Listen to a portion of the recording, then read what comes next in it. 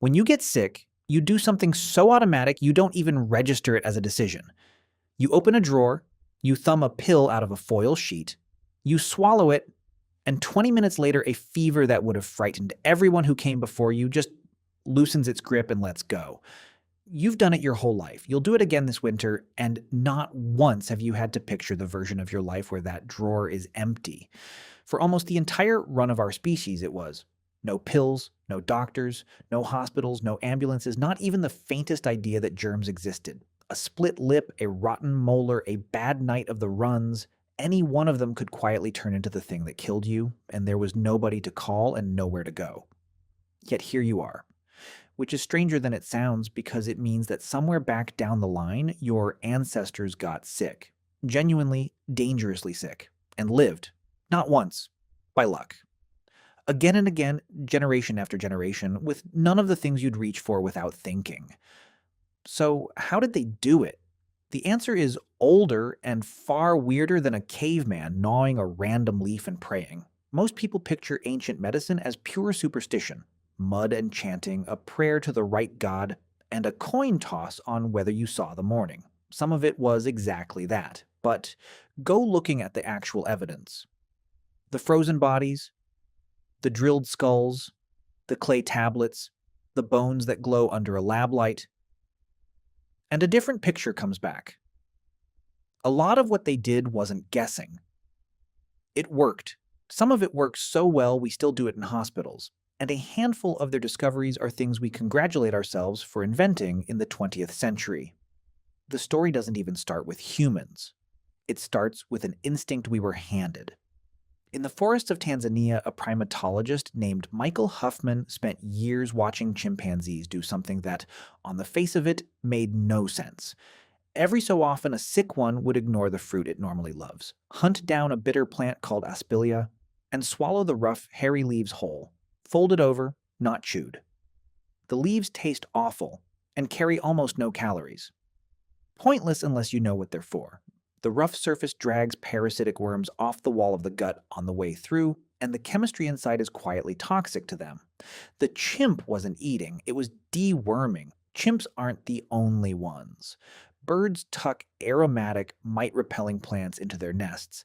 Capuchin monkeys mash up a particular millipede and rub the ooze through their fur as bug spray, because that ooze happens to kill insects. Scientists gave the whole phenomenon a name: zoopharmacognosy. Animals medicating themselves. So the urge to reach for something in nature when your body feels wrong is not a human invention. It was already millions of years old when we arrived. Our ancestors didn't start from nothing. They started with that instinct, and then did the one thing no animal before them could. They remembered what worked. They told each other. They passed it down, but they were fighting blind, in the most literal way possible. Whatever was actually making them sick, the bacteria, the viruses, the parasites, was invisible. No one had the faintest concept of a germ. Illness came from bad air, or angry spirits, or a curse, or the gods in a foul mood. You'd expect that kind of total blindness to leave a species helpless. It didn't because evolution had already slipped them a weapon they didn't know they were holding: disgust. Run through the things that turn your stomach: rotting meat, feces, vomit, a weeping sore, something squirming with maggots. That instant, full-body recoil isn't random noise. Researchers like Valerie Curtis have argued it's a kind of immune system made of behavior. Nearly everything that reliably disgusts a human being is something that, in the ancient world, could infect and kill you. Your revulsion is your ancestors' hard-won experience, wired straight into your nervous system, steering you away from disease centuries before anyone could name it. They went further than instinct, too. All over the world, in cultures that never touched, humans arrived at the same rule without ever understanding the reason behind it. When someone's badly sick, put distance between them and everyone else. Move the dying away from the living. Don't handle the dead. It's baked into ancient law codes and religious law alike. Keep the sick apart, wash after contact, burn what's fouled. No theory of contagion anywhere in it. Just people noticing across thousands of grim repetitions that sickness travels from the sick, and building fences around that fact that genuinely slowed the spread. Blind and still landing punches. So, how sophisticated did all this get? We don't have to guess. There's a witness. He's frozen. In 1991, hikers in the Alps spotted a body half melted out of the ice and assumed it was some climber lost a few decades back. They were off by roughly 5,000 years. The man had died around 5,300 years ago, and the ice had kept him so completely that researchers could read his last meals, his clothes, his tattoos, and, this is the remarkable part, his illnesses. They called him Ötzi. He was not a well man. His stomach carried the bacteria behind ulcers. His gut was crawling with whipworm eggs, a parasite that brings cramps, pain, and diarrhea. And then there's the detail that stops you. Tucked into his kit, carried on purpose across those mountains, were pieces of birch polypore, a woody fungus that modern lab work has since confirmed is antibacterial and antiparasitic. Effective, as it happens, against exactly the kind of intestinal parasite living inside him. Read that again. A man dying 5,000 years ago was carrying a specific medicine that targeted the specific thing wrong with his body. Not a lucky charm, a man who knew he was sick and knew what to take. A prescription filled 5,000 years before the first pharmacy opened its doors. There's more. Ötzi's skin holds 61 tattoos, and they aren't art. No pictures, no symbols, just plain lines and little crosses. Map where they sit and something clicks. The lower back, the knees, the ankles, the exact joints where his skeleton is worn down and arthritic, the exact places that would have ached every morning. More and more researchers now think the tattoos were treatment, pain relief worked into the body's sore points, over 2,000 years before anyone would write down the word acupuncture. The thing is, Ötzi wasn't special. He was an ordinary man on an ordinary journey. That's the whole point. If a regular traveler was carrying targeted medicine and pain therapy on his own body, then this knowledge wasn't rare or secret. It was just normal. And before long, humans started writing it down. Around 2100 BCE in the Sumerian city of Nippur, someone pressed a list into a wet clay tablet, the oldest known medical prescription anywhere on Earth. What's most telling is what's absent from it. Hardly any gods. Almost no spells. Just recipes. Crushed plants, ground minerals, salt, mixed and applied. Calm, practical, repeatable. 4,000 years ago, somebody was already thinking like a pharmacist. The Egyptians pushed it somewhere that genuinely surprises people. They didn't just have doctors. They had specialists. When Herodotus visited, he wrote it down almost in disbelief. One physician for the eyes, another for the teeth, another for the head, another for the gut. They had a man named Imhotep, architect and healer who lived around 2600 BCE and was remembered so fiercely that generations after his death, the Egyptians made him a god of medicine outright. A real person worshipped for healing. They left their notes behind too. The Aber's papyrus, from about 1550 BCE, runs to something like 700 remedies. But the scroll that really lands is a different one.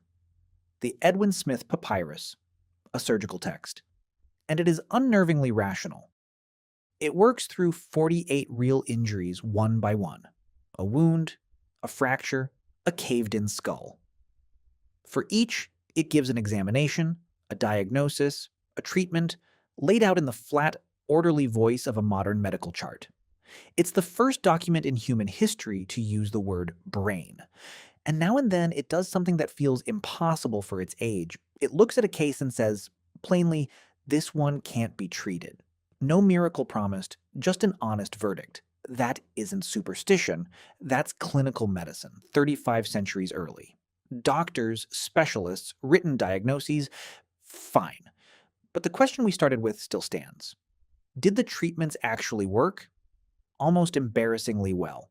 Start with the oldest complaint there is, pain and fever. Across the whole ancient world, The Sumerians, the Egyptians in that same Aber's papyrus, the Greek physician Hippocrates, one remedy keeps surfacing: willow. They chewed the bark and brewed the leaves to break a fever and dull an ache with no idea why it worked. They only knew it did, dependably, for thousands of years. We can finish the sentence for them now. Willow bark contains salicin, the direct natural parent of the active ingredient in aspirin. When a chemist at Bayer refined and stabilized it in the 1890s, he wasn't inventing anything. He was rebottling a 5,000-year-old prescription and stamping a brand on the label. So the next time you knock back an aspirin for a headache, sit with what you're really doing. It's the same medicine a Greek doctor swore by that an Egyptian scribe recorded that a Sumerian stirred in a bowl. The same one a man frozen in the Alps may well have chewed on a bad day. You just get it cleaner, in a bottle with a childproof cap. It wasn't only about what they swallowed. When the injury was a wound instead of a fever, a deep cut, a burn, something that wouldn't close, the Egyptians reached for something that's probably in your kitchen right now: honey. They packed open wounds with it, and it worked, for a reason that's pure chemistry. Honey is so saturated with sugar that it drags the water straight out of bacteria and kills them, and as it breaks down, it releases a slow trickle of hydrogen peroxide, not folklore, a disinfectant. And here's the quiet punchline: medical-grade honey still goes on to stubborn, infected wounds in hospitals today. 4,000 years and every advance in between, and we walked right back to the thing they already knew. They went stranger than honey. Healers in several cultures pressed moldy bread onto infected wounds, which sounds grotesque until you remember what a mold did to the modern world in 1928, when Alexander Fleming noticed one killing bacteria in a dish and gave us penicillin. Some of those ancient molds were producing early antibiotic compounds all along. No theory, just the result. The most astonishing version of this comes out of ancient Nubia, in what's now Sudan. When scientists examined the bones of Nubians who died around 1,500 years ago, the bones did something bones aren't supposed to do. Under ultraviolet light, they glowed. The source was tetracycline, a real modern antibiotic soaked deep into their skeletons. It had come from their food and their beer, brewed with a soil bacterium that happens to manufacture the drug, and they'd been taking it steadily in doses high enough that researchers think it was on purpose. An entire population was dosing itself with a working antibiotic more than 1,000 years before we discovered one. Centuries ahead of us, and they never knew. Even the small stuff was better than it has any right to be. At a Neolithic graveyard called Mehrgarh in modern Pakistan, archaeologists found molars with tiny, clean holes drilled through them. Dental work.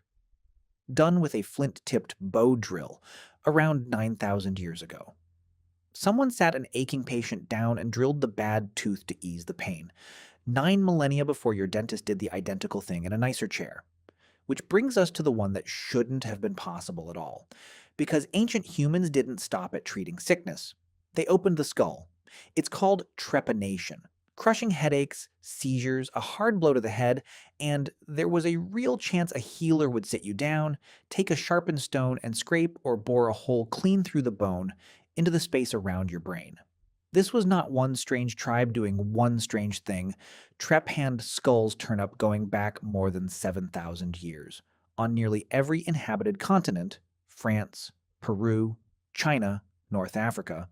The same operation invented over and over by people who never met. Your gut says nobody walked away from that. Your gut is wrong. Examine these skulls, and an enormous number of them show healed bone. The rim of the hole smoothed and grown back, sometimes sealed over entirely. Bone only heals on a living body. They didn't just survive the knife, they lived months and years past it. In some places they were frankly excellent at it.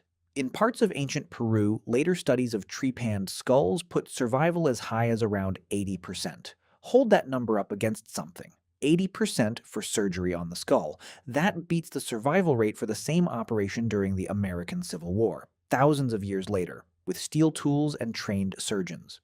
People with stone blades and no idea germs existed were outperforming 19th century hospitals at brain surgery.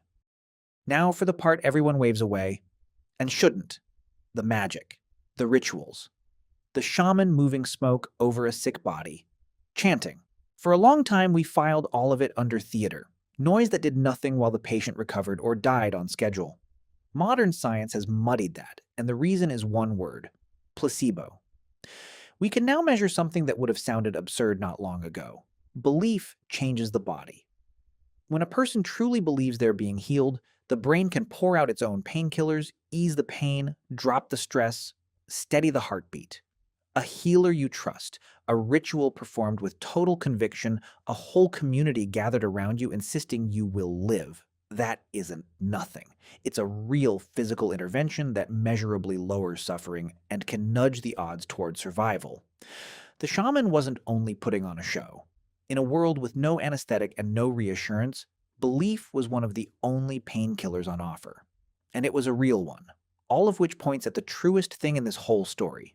Strip everything else away: the willow, the honey, the drilled skulls, the glowing bones, and the most powerful medicine ancient humans ever had wasn't a plant or a tool or a technique. It was each other. In a cave in the mountains of northern Iraq, archaeologists uncovered the skeleton of a Neanderthal, now known as Shanidar I. Physically, he was a ruin, a withered, near-useless right arm, damage that likely left him blind in one eye and partly deaf. Old injuries all over him, and he was old by the measure of his world. A man in that state, alone, should have died young and fast. He didn't.